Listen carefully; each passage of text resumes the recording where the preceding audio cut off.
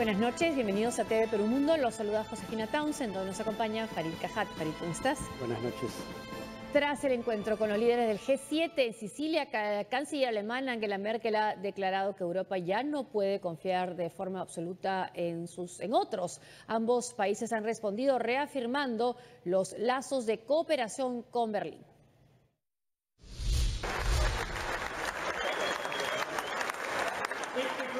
Angela Merkel brinda con cerveza en una actividad de campaña luego de haber tenido un duro fin de semana en Taormina, en la cumbre del G7. La canciller de Alemania ha señalado en su discurso que los tiempos de la confianza absoluta en sus aliados ha terminado. Los tiempos en los que podíamos contar con los demás han terminado hasta cierto punto. Lo he experimentado en los últimos días y por eso solo puedo decir que los europeos debemos tomar nuestro destino en nuestras manos. Merkel ha reafirmado que esto no tiene por qué afectar su amistad con los Estados Unidos o el Reino Unido, así como sucede con otros países, entre ellos Rusia. La desazón de Merkel parece venir de los pobres resultados que ha dejado la cumbre del Grupo de los 7 en Sicilia, sobre todo en materia de cambio climático. Toda la discusión sobre el clima fue muy difícil o incluso muy insatisfactoria. Tenemos una situación en la que 6 o 7, si también incluimos a la Unión Europea, están en contra de uno. No hay indicios ahora de si los Estados Unidos permanecerán en el Acuerdo de París o no. Al regreso de su primera gira internacional, el presidente de los Estados Unidos, Donald Trump, señaló que esta semana definirán su permanencia sobre el Acuerdo de París. Este lunes, la lideresa alemana volvió a tratar el tema y remarcó que es un acierto no disimular las diferencias con los Estados Unidos sobre este asunto. Pese a ello, el ministro del Interior aseguró que las relaciones entre Berlín y Washington en materia de seguridad se profundizarán cada vez más. En tanto, Londres respondió a Merkel por sus declaraciones del fin de semana, señalando que el Reino Unido será un aliado sólido de la Unión Europea, bloque al cual ya no pertenecen. Bueno, y con esas declaraciones de Angela Merkel parece que los cambios que se van a dar a través de la presidencia de Donald Trump van a ser más drásticos a nivel internacional de política exterior que de política interna. Sí, hay que aclarar que ella tomó cerveza en esa ocasión, pero después del discurso, no antes. Así que no fue un lapsus, a diferencia de muchas de las cosas que dice Trump. Ahora, yo sin embargo diría que hay que contextualizarlo, ¿no? Ella está en campaña electoral. Y, por ejemplo, el tema de la integración europea es un tema de consenso dentro de su partido. Ella dio este discurso en un evento de la rama bávara de la coalición demócrata cristiana que ella preside, que es el sector más conservador de su coalición o de su partido. Y claro, un sector que además había amenazado con romper con la democracia cristiana de Angela Merkel por el tema de los refugiados. Acá toca temas más bien de consenso. Y ahí además levanta una bandera que había sido la bandera a la que había puesto énfasis más bien el candidato Schulz, el candidato socialdemócrata a la Cancillería, quien le va a disputar el cargo en septiembre. Pero ella inteligentemente une el tema de mayor integración europea con el tema de la seguridad, porque dice, una de las cosas que va a tener que hacer Europa a partir de ahora es valerse más por sus propios medios también en temas de seguridad, porque ya no puede depender de dos aliados que eran la primera potencia militar del mundo, Estados Unidos, y la mayor potencia militar de la Unión Europea hasta la víspera, el Reino Unido. Dado que ya no cuentas con absoluta certeza, tampoco dijo que no contabas para nada con ellos en el futuro, eso implica que Europa tiene que hacer más por sí misma en materia de seguridad y eso incluye alcanzar el objetivo del 2% del producto en gasto de defensa, cosa que le pide Estados Unidos, pero cosa a la que se opone el candidato socialdemócrata. Entonces ha hilado de manera muy fina varios temas en favor de su propia agenda. Y para variar creo que con los socialdemócratas va a hacer lo que ha hecho hasta ahora, fagocitarlos, o sea, básicamente toma sus mejores banderas. Parece que va a ganar. Y parece que va a ganar nuevamente. Ahora también está fortalecida y tiene estas declaraciones después de la victoria de Macron, un Macron además que se ratifica en su visión europeísta y que incluso ha hecho del saludo a Trump todo un gesto, ¿no? ¿Y qué le ha dicho? Que no ha sido inocente. Sí, claro, además yo creo que ella no habría dado estos discursos si ganaba Le Pen. Hubiera sido un discurso muy distinto. Pero ganando Macron, con un discurso europeísta y cosmopolita, globalista o globalifílico, como se le quiera llamar, dijo explícitamente que la alianza franco-alemana va a volver a ser el eje conductor de la integración europea, cosa que había cambiado en años recientes por distintas razones. Y claro, Macron a su vez, lo que pasa es que Macron ahí es muy consciente de la imagen porque muchos decían, Macron es un peso ligero, que además es muy joven para ser presidente de un país tan importante como Francia, al cual los pesos pesados, los machos alfa de este mundo, Putin, Trump, lo van a comer con zapatos y todo. Entonces, él empezó por decir, ni siquiera a nivel simbólico me van a sobrepasar. Y ha sido primero muy fuerte en su apretón de manos con Trump, haciéndole a Trump lo que él le hace a otros, ¿no? Sostener la mano, no solo apretarla, sino sostenerla por más tiempo de aquel con el cual el interlocutor se sentiría cómodo. Pero en segundo lugar fue muy duro en algunos comentarios que hizo en presencia de de Putin el día de hoy en la conferencia de prensa. Lo vamos a comentar en un ratito con la nota porque sí, se ha hecho puntos bastante críticos. Y en su primer encuentro bilateral, los presidentes de Francia, lo que estábamos justo por comentar, Emmanuel Macron, y de Rusia, Vladimir Putin, se mostraron dispuestos a colaborar en la lucha antiterrorista, pero exhibieron sus diferencias en temas centrales como la crisis en Siria y Ucrania.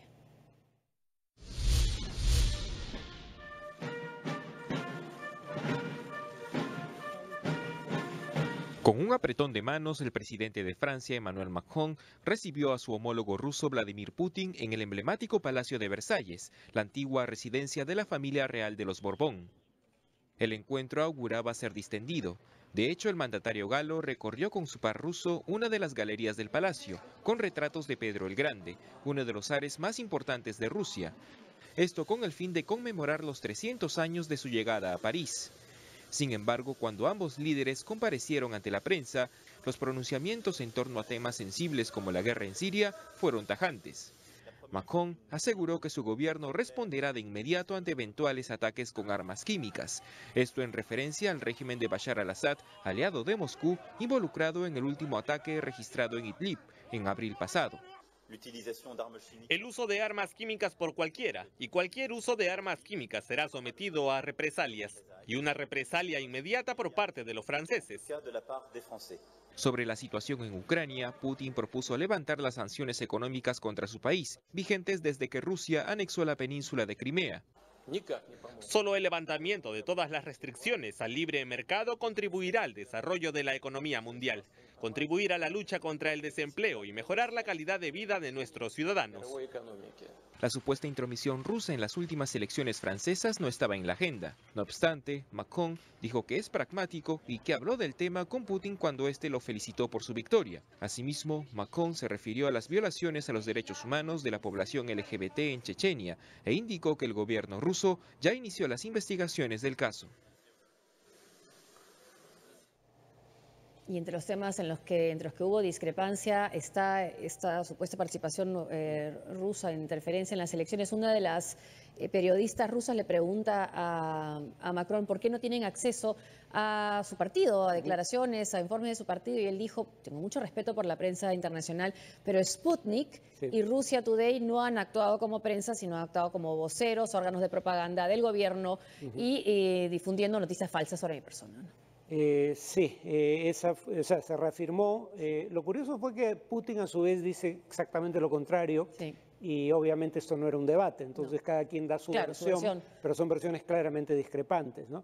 En el tema de las armas químicas, acá hay un elemento mediático de por medio, porque se han usado armas químicas en varias ocasiones a lo largo de esta guerra.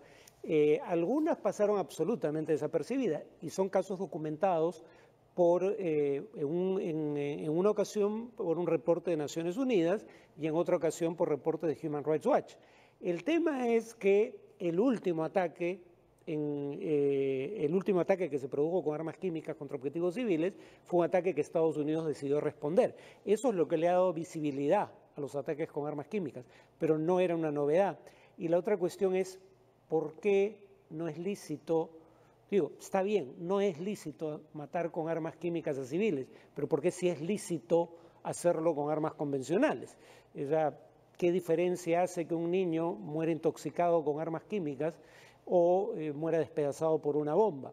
Y en Siria, yo he hecho el cálculo por los reportes periodísticos, menos del 1% de las víctimas mortales fueron causadas por armas químicas. Cerca del 99% fueron causadas por armas convencionales.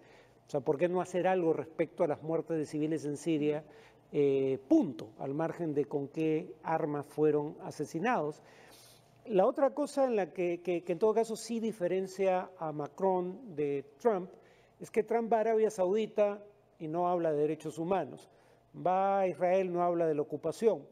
Sencillamente no se mete con asuntos internos de sus aliados porque para él derechos humanos y democracia no son temas de agenda en el trato con aliados, solo en trato con rivales como Venezuela. Él sí lo menciona explícitamente en la conferencia de prensa con Putin. Y ha mencionado el caso de las violaciones y abusos contra gays en Chechenia. En Chechenia, sí, en donde hay un presidente, entre comillas, que heredó el cargo y que es un aliado de Putin. Y justamente esta es la noticia que tenemos sobre el caso de Chechenia. A través de un plantón frente a la Torre Eiffel, activistas de la ONG Amnistía Internacional rechazaron la presencia del presidente ruso Vladimir Putin en respuesta a la creciente persecución y violación a los derechos humanos de la población gay en Chechenia, LGTB.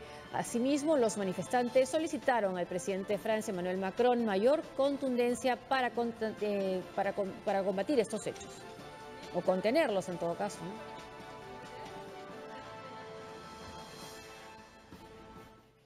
Consultado por la prensa, el presidente Emmanuel Macron de Francia reveló los entretelones de su singular apretón de manos con Donald Trump. Valiéndose la importancia de los gestos en política, Macron afirmó que el contacto físico con el mandatario estadounidense no fue inocente, que con ello quería demostrar que en los encuentros bilaterales hay que hacerse respetar. El histórico saludo se registró durante la última cumbre de la OTAN realizada en Bruselas.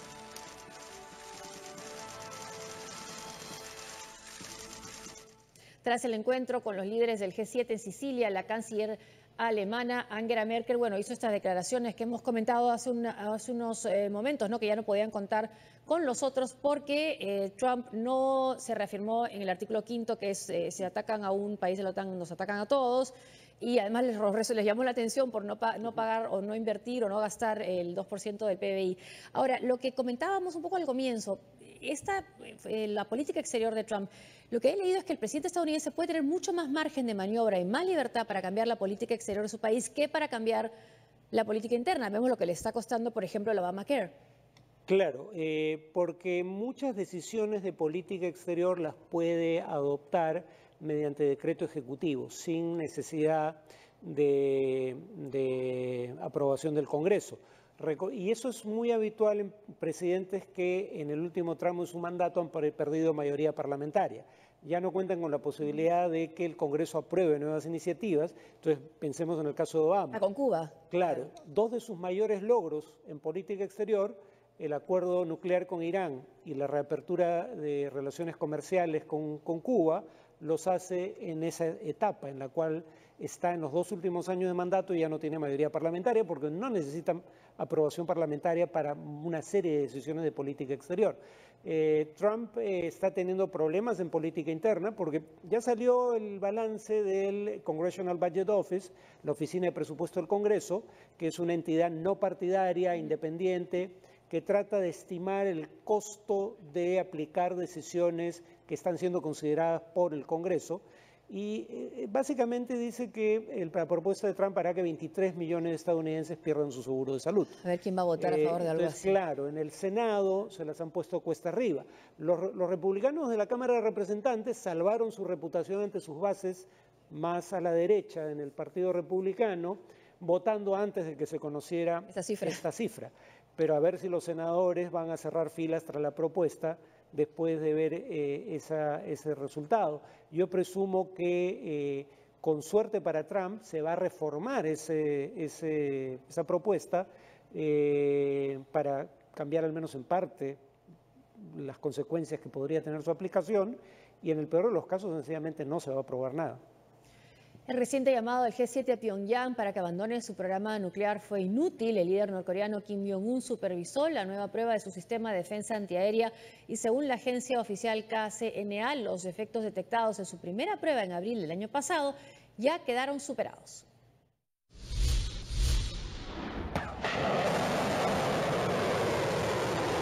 Las provocaciones de Corea del Norte no cesan. Este lunes por la mañana lanzaron un nuevo misil balístico de corto alcance, según confirmó el ejército de los Estados Unidos. El disparo se produjo en una zona cercana a Wonsan, en la provincia de Gangwon, en la parte oriental de la península, informó Corea del Sur a través de un comunicado emitido por el Estado Mayor Conjunto. Tokio, por su parte, confirmó que el misil cayó dentro de su zona económica exclusiva.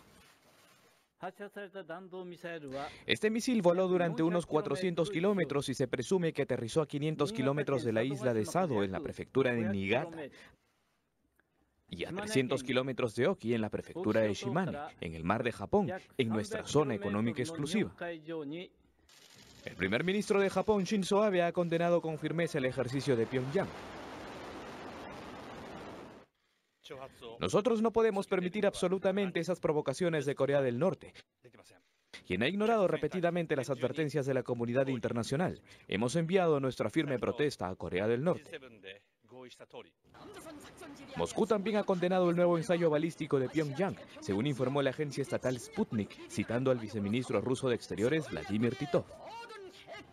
En tanto, durante una entrevista para la cadena CBS, el secretario de Defensa estadounidense James Mattis advirtió que una guerra con Corea del Norte sería catastrófica y del peor tipo en la vida de la mayoría de las personas. Por ello insistió en que es mejor resolver este caso utilizando todos los medios diplomáticos. Para Washington, el régimen de Kim Jong-un supone una amenaza para sus aliados Japón y Corea del Sur, aunque han admitido que un conflicto también afectaría directamente a China y a Rusia. Y esta es la reacción del presidente de los Estados Unidos, Donald Trump. Corea del Norte ha mostrado una gran falta de respeto por su vecino China al disparar otro misil balístico, pero China está haciendo un gran esfuerzo. Aparentemente no era un misil balístico, pero en todo caso, él acá demuestra que cuenta con... O sea, el único país que tiene capacidad de ejercer presión en el plano económico de manera relativamente eficaz sobre Corea del Norte en todo el planeta es China. Porque China es la fuente de buena parte de la energía eléctrica, entre otras fuentes de energía que consume Corea del Norte, y es por un muy amplio margen el principal socio comercial y una de las pocas fuentes de inversión extranjera en Corea del Norte. Entonces, por eso Trump alaba a China y dice, esto ofende más a China que a nosotros. Claro, o sea, le pone la pelota en su cancha, como sí. Bueno, esto no es para nosotros, no va dirigido a nosotros, tiene que tomar cartas en el asunto, es China. Sí. Y lo está haciendo. Bueno, y además es bueno que ahora Mattis diga explícitamente que una guerra con Corea sería catastrófica, y lo dice explícitamente, porque no es solo que Corea pueda lanzar misiles contra bases norteamericanas en la región, sino que, lo dice explícitamente, Corea tiene miles, él dice cientos, son miles, algunos dicen entre 5 y 8.000 piezas de artillería y baterías de cohetes emplazadas en la frontera con Corea del Sur, apuntando a Seúl, que está al alcance de esa artillería. Entonces, y ahí la presunción es que esto es como el Doomsday Machine de la película Doctor Strangelove. O sea, debe haber probablemente de parte del régimen norcoreano la orden explícita de que en caso de un ataque no se requiere de una orden adicional para que inicien una represalia inmediata, entre otros, sobre Corea del Sur, sobre Seúl. Entonces, si bien tú no puedes renunciar para efectos de negociación al uso de la fuerza bajo cualquier circunstancia, tienes que especificar que hay circunstancias extremas bajo las cuales estarías dispuesto a usarla. Sí es importante recalcar que no es tu primera opción resolver militarmente el conflicto. Ahora, este poder de China sobre Corea del Norte y las posibilidades que tiene para evitar que llegue a un conflicto, le está dando a su vez poder a China, a Pekín, para negociar con Trump y que no imponga lo que propuso claro. en su plan de gobierno en la campaña. Claro, Trump cuando dice, cuando habla de The Art of the Deal, el nombre de su libro, él lo piensa en términos de transacciones económicas, ¿no? O sea, yo no tomo acciones como, cosa que anunció en su plan de gobierno, su plan para los primeros 100 días, que ya pasaron y no llevó a cabo la acción. Yo no denomino a China un país manipulador de la cotización de su divisa, no impongo sanciones comerciales contra China si China continúa colaborando con el problema de Corea del Norte. Claro, el punto para China es el siguiente, y es, bueno, yo puedo hacer mi parte, al menos pretender que la hago, porque algunos dudan de que China esté dispuesto a ejercer una presión suficientemente significativa como para tener probabilidad de éxito, pero un poco el temor de China es, bueno, yo hago mi parte, ¿qué pasa si Corea del Norte no me hace caso? ¿Me van a aplicar de cualquier modo las sanciones o me van a premiar por el esfuerzo, ¿no? Ese es un poco el temor de China, de que si esto sale mal, podría perder soga y cabra. Hasta ahora está valorando el esfuerzo, parece Donald Trump. Una pausa y al volver. 59 días de protestas continúan ensangrentando a Venezuela. Además, la policía británica lanza nuevas imágenes del terrorista de Manchester.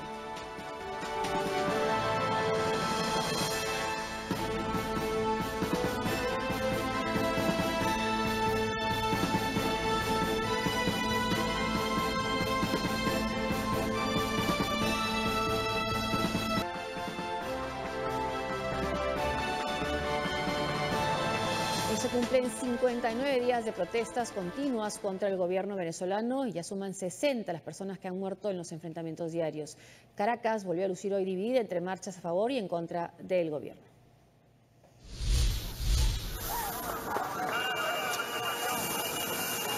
Caracas continúa polarizada con marchas a favor y en contra de Nicolás Maduro.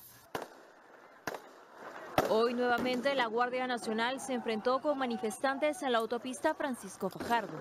La protesta convocada por la Mesa de la Unidad Democrática tenía por destino hoy la Defensoría del Pueblo. Decenas de caraqueños vestidos de blanco salieron de los 9 puntos de la ciudad exigiendo justicia para los caídos que suman ya 60, además de 1 millar de heridos en estas protestas. Una vez en la autopista, fueron dispersados con chorros de agua y bombas lacrimógenas lanzados por los equipos antimotines. De la Mesa de la Unidad Democrática pueden observar cómo la ballena... En medio de la confusión, un niño resultó herido por lo que tuvo que ser auxiliado por paramédicos.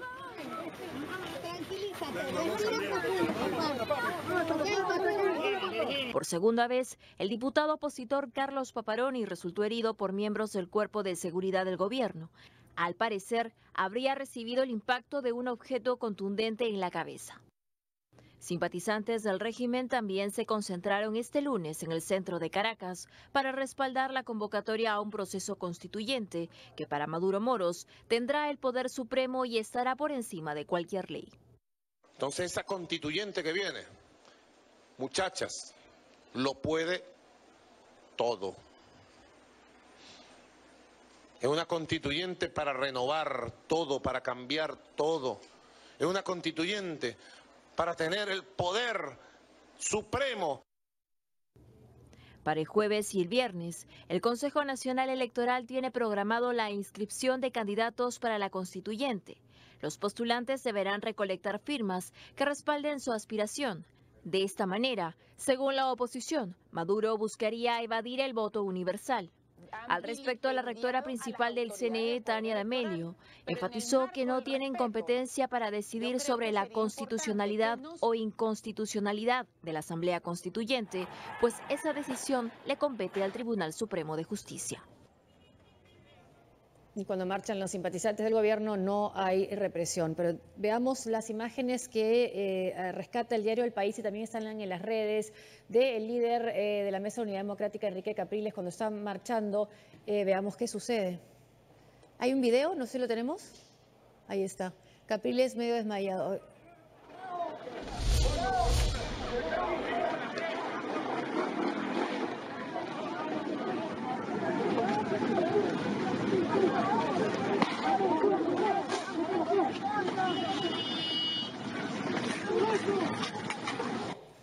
Enrique Capriles cuando terminaba una movilización, una de las tantas que se viene llevando a cabo en Venezuela y que lejos de disminuir por esta convocatoria a la Asamblea Constituyente, al contrario, ¿no? La ciudadanía, gran parte, como vemos, y se dicen las encuestas, está en contra de esta convocatoria y porque es engañosa, ¿no? Sí, la agencia de noticias AFP, Associated France Press, daba un dato que atribuye al propio Maduro, dicho sea de paso. Dice, el distrito capital de Caracas va a tener 7 representantes en la Asamblea Constituyente. El estado de Amazonas va a tener 8 representantes, dice uno más, o sea, 7 más 1, 8. ¿Cuál es el problema con eso? El distrito capital de Caracas tiene más de 2 millones de habitantes. El estado de Amazonas tiene 150.000 aproximadamente.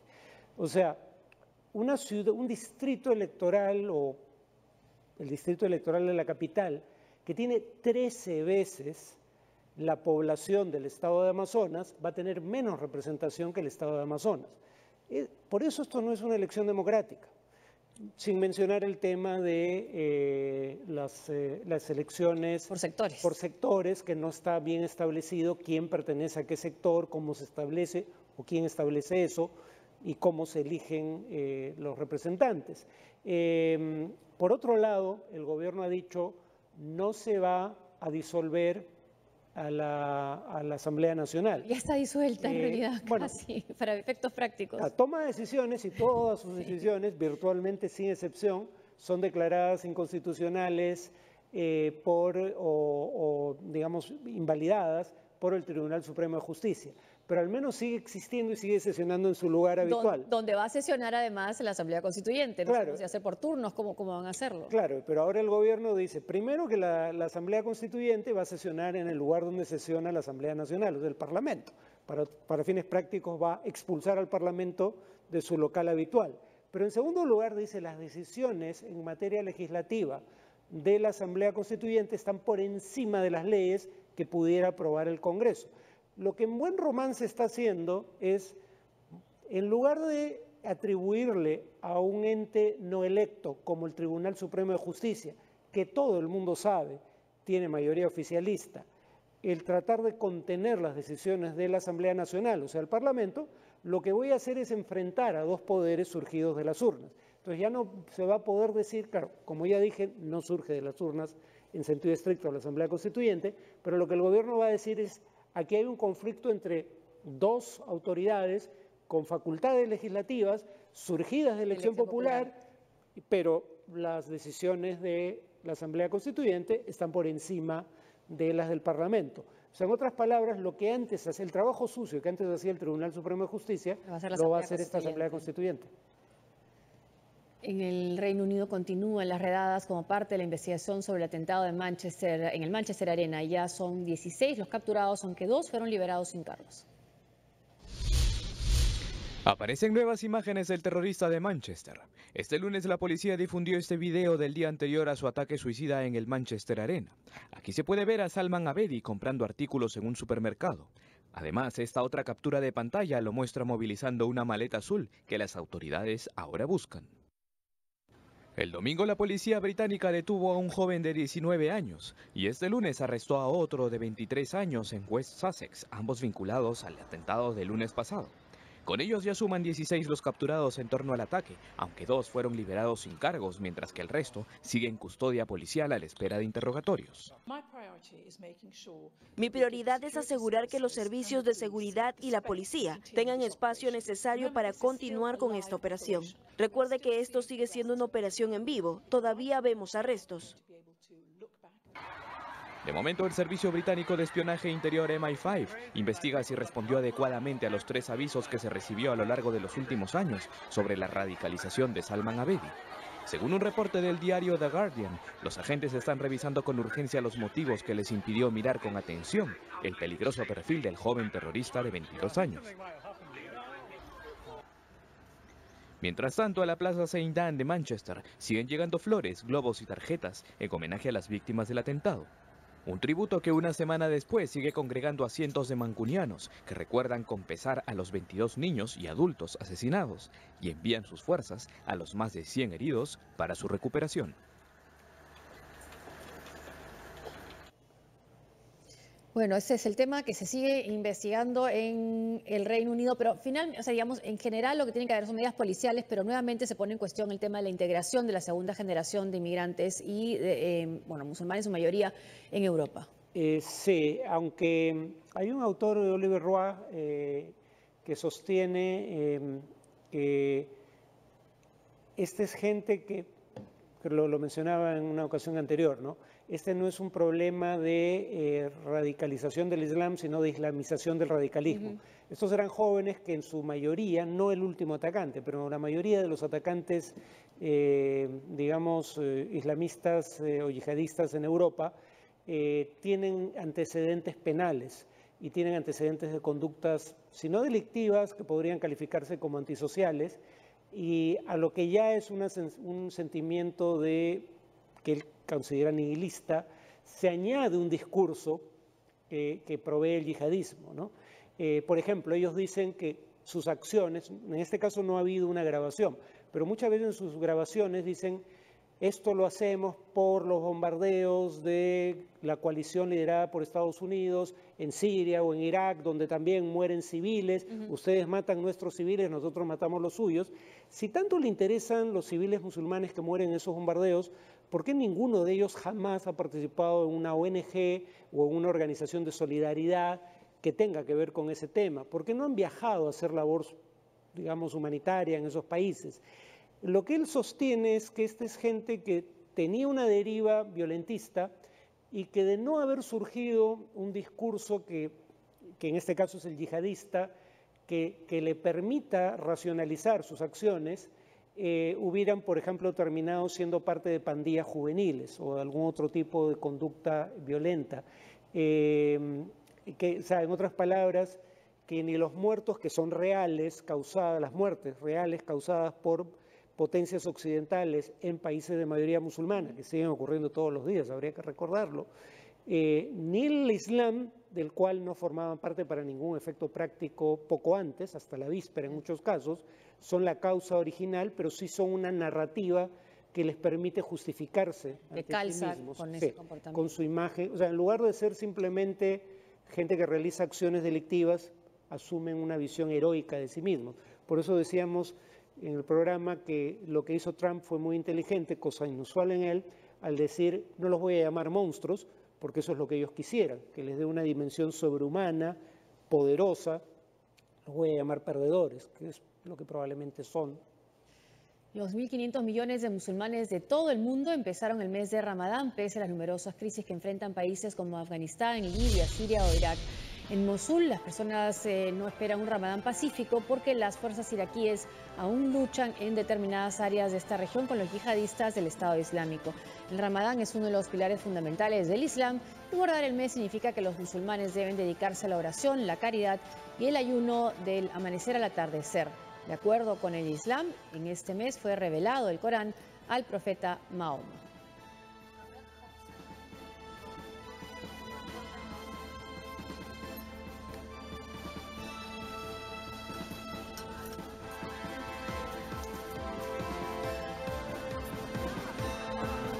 Sagrado, esto es una inquietud también que me traslada nuestra productora, es ¿por qué no cesan los ataques y las matanzas? Bueno, es lo mismo porque la motivación no es estrictamente religiosa. O sea, es como decir, en el caso de la Primera Guerra Mundial hay un incidente muy famoso el primer año de la guerra, en donde los soldados espontáneamente confraternizan en Nochebuena, ¿no? Pero eso no era algo autorizado por el alto mando. Y después, en los siguientes años de la Primera Guerra Mundial, la Navidad no hizo ninguna diferencia, los combates continuaban. Porque los seres humanos combaten o, digamos, pelean por razones disímiles. La religión es, en el mejor de los casos, solo una de ellas, ¿no? Y no solo es que los yihadistas, que repito, en el caso de Oliver Rual dice, son nihilistas en el fondo. O sea, no creen en nada. No creen en nada. O sea, sobre todo porque él dice, lo inusual es casi invariablemente buscan morir al final de la acción. Sí. Ninguno tiene plan de escape. Y la prueba de que la religión no es la base es una cuarta parte, él ha hecho una base de datos, una cuarta parte de estos yihadistas son conversos, no se criaron en familias musulmanas, ¿no? Entonces él dice el Islam está para, por lo menos la visión yihadista de esa religión, se ha convertido para estos jóvenes en lo que en los 70, para jóvenes de igual origen social y perfil, era el marxismo-leninismo, ¿no? Digamos, fuente de legitimación de una violencia que en este caso en particular tiene un fuerte componente nihilista.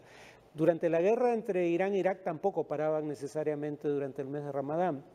Ahora, el mes tiene un sentido interesante porque una de las razones del ayuno, lo dice el propio Mahoma, por eso está asociado a la caridad, es que la gente siente en carne propia, no importa qué tan rica sea, siente en carne propia lo que es pasar hambre y sean por ende capaces de sentir empatía por quienes sufren, y por eso en ese mes está asociado también el ayuno a que la ruptura del ayuno sea, digamos, con invitación a quienes pasan necesidad. Aparte del tema de que es un mes en donde debe dedicarse un, digamos, esfuerzo especial, no solo al rezo, sino también a la meditación, a la evaluación de la propia vida. El ejército filipino anunció que intensificará su incursión armada contra militantes islamistas en Marawi, a pesar de que unos 2.000 civiles se encuentran atrapados por los enfrentamientos. El presidente Rodrigo Duterte ha decidido ignorar a la Corte Suprema y el Congreso para reforzar la ley marcial al sur de su país. Intensos combates y miles de desplazados en el sur de Filipinas. El conflicto armado que mantienen fuerzas gubernamentales y rebeldes del grupo Maute, afín al autodenominado Estado Islámico, EI, ha provocado nuevos desplazamientos de la población civil en varias localidades de la provincia de Lanao del Sur. La mayoría de los cerca de 200.000 habitantes de Marawi, centro neurálgico de los enfrentamientos, ha abandonado sus hogares y ha buscado refugio en poblaciones cercanas, como es el caso de Iligan. La violencia estalló el pasado martes por la noche cuando el gobierno lanzó una incursión para capturar a Isnilo Napilon, quien figura en la lista de terroristas más buscados elaborada por el gobierno estadounidense. El ejército teme ahora que el conflicto se extienda a otros lugares debido a la posible huida de rebeldes que se habrían introducido entre los desplazados para pasar desapercibidos y así poder escapar de las fuerzas leales al presidente filipino Rodrigo Duterte. Al volver, más de 100.000 personas corearon Fuera Temer en un histórico concierto en Copacabana. Además, una avalancha humana en las afueras del Estadio Nacional de Honduras enluta al fútbol mundial.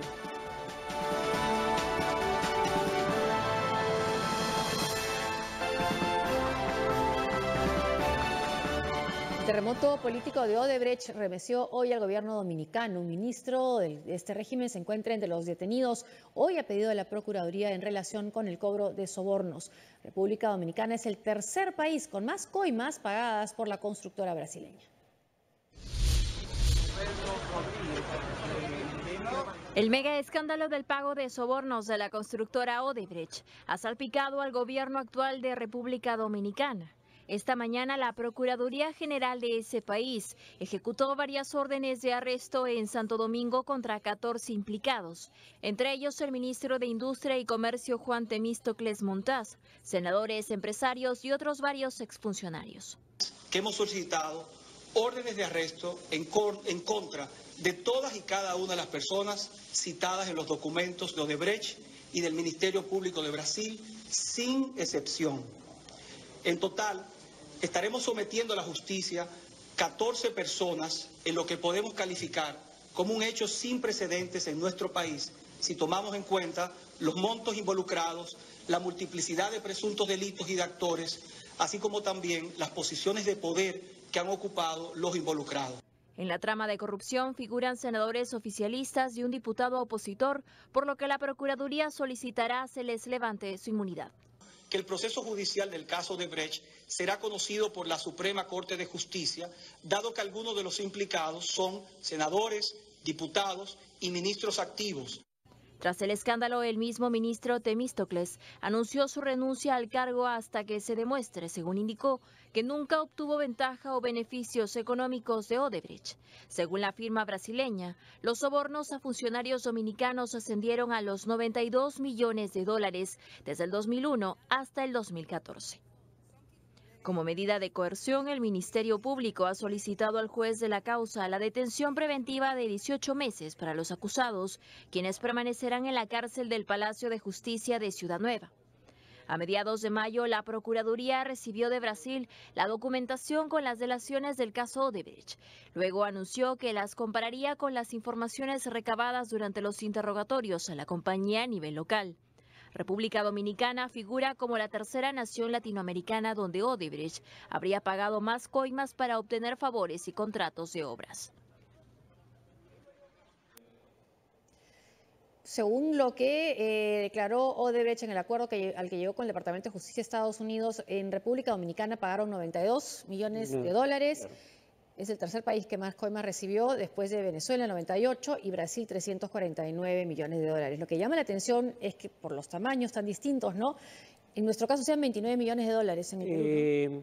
Claro, hay que tener en cuenta que estamos hablando de, digamos, sobornos pagados del año 2005 en adelante, ¿no? 2005, 2004, no estamos hablando de lo que pueda, por ejemplo, en el caso peruano, el mayor número de contratos, no manejo las cifras, pero en cuanto a número de contratos, el mayor número de contratos con las empresas vinculadas al caso Lavallato se produce en la década del 90.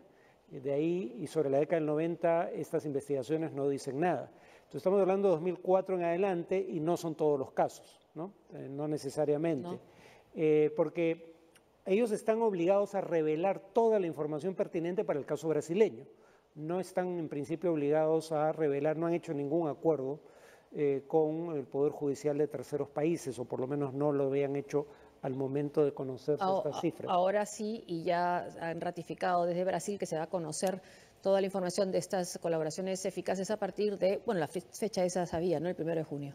Sí, se levanta el secreto sumario y se va a conocer, no sé si toda, pero buena parte de la información contenida en las declaraciones. Habría que recordar que solo en el caso de Odebrecht son 77 funcionarios que declaran.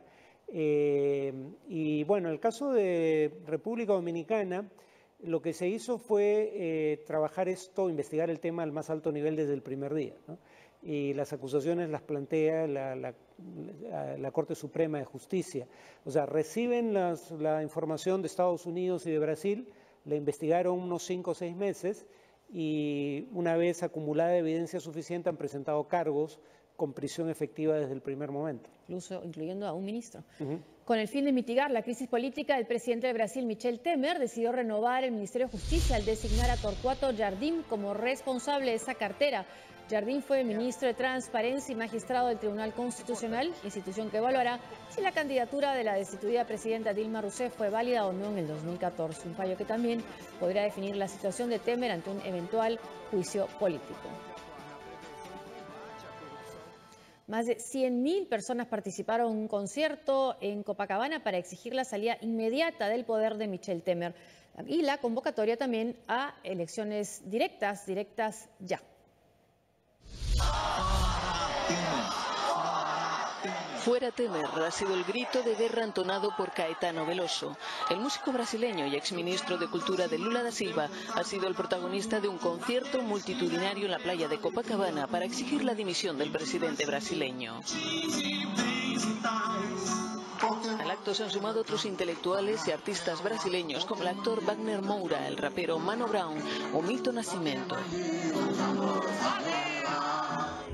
La manifestación congregó, según los organizadores, a más de 100.000 personas en el paseo de Copacabana bajo el lema Diretas Ya, para exigir elecciones directas de forma inmediata.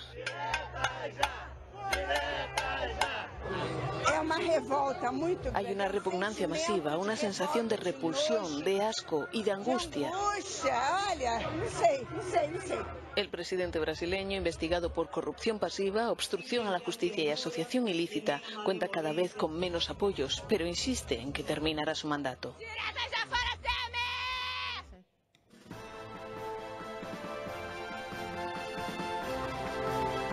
En Estados Unidos, un homenaje a los soldados caídos en combate. Además, el largometraje de Square se llevó la Palma de Oro del Festival de Cannes.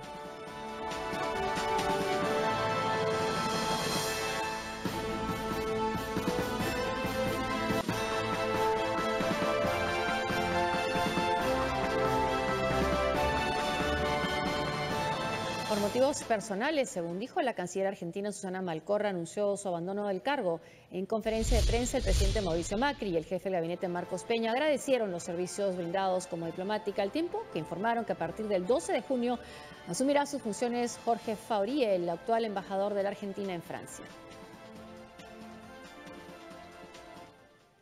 El presidente de Estados Unidos, Donald Trump, participó este lunes en su primer Memorial Day, o día en que se honra a los caídos, como jefe de Estado, rindiendo homenaje a los hombres y mujeres que cayeron durante el servicio militar sirviendo a su país.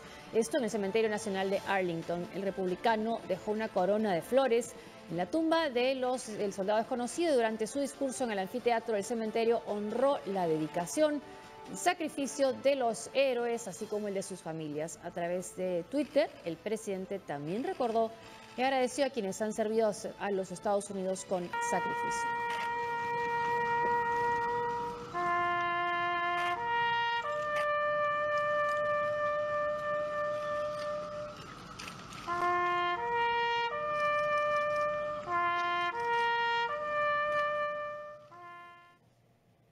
El largometraje The Square, dirigido por el sueco Ruben Östlund, se llevó la Palma de Oro del Festival de Cannes. Para muchos, la favorita era la francesa 120 latidos por minuto de Robin Campillo, que se quedó como el gran premio del jurado de la Palma de Plata. Ruben Östlund, The Square. El presidente del jurado, Pedro Almodóvar, anunciaba así el primer premio del 70 Festival de Cannes. La sorpresa de la Palma de Oro fue para la película sueca The Square, del director Ruben Östlund. Una comedia negra centrada en el director de un museo que explora el mundo del arte, la política y la identidad nacional. Nuestro objetivo era hacer una película divertida y que al mismo tiempo abordara cuestiones importantes. Estoy muy feliz de que la hayan elegido, por supuesto. 120 beats per minute. El gran premio de jurado fue para 120 latidos por minuto del francés Robin Campillo. La película trata sobre la homosexualidad y la epidemia del SIDA y recrea el combate de las víctimas en Francia en los años 90. Recibió 4 premios en Cannes, entre ellos el premio Fipresci de la crítica. Diane Kruger.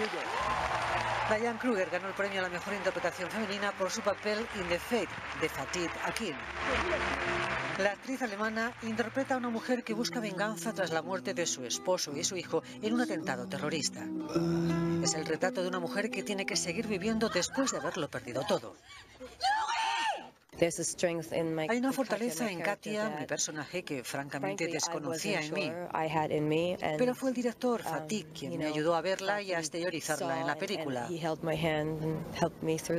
Joaquín Phoenix. El estadounidense Joaquín Phoenix no se podía imaginar ganar el premio al mejor actor. Su interpretación en You Were Never Really Here, de la directora escocesa Lynn Ramsay, nos ofrece una mirada sobre un veterano de guerra que intenta salvar a adolescentes de una red de tráfico humano. Sofía Coppola fue la segunda mujer que gana como mejor directora en el festival. La cineasta hizo historia con su premio por The Beguiler, La Selección. 100 años después de su nacimiento, el 29 de mayo de 1917, el hombre más joven elegido presidente de los Estados Unidos sigue siendo un ícono político dentro y fuera de su país. En la inauguración de su gobierno, el recién elegido Kennedy dijo: no pregunte qué puede hacer usted por su país por usted, pregúntele qué puede hacer usted por su país.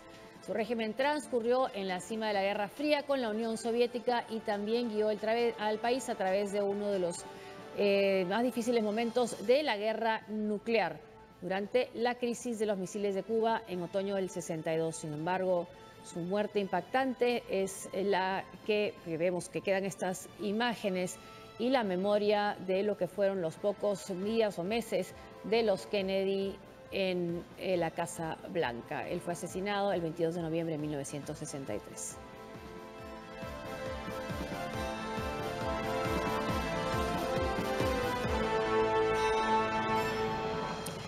Y en el Vaticano, hoy el Papa Francisco recibió al primer ministro canadiense Justin Trudeau y a la primera dama de Canadá. Ahí está el encuentro de Trudeau con el Papa Francisco. Digamos, está igual de serio, menos serio que con Trump.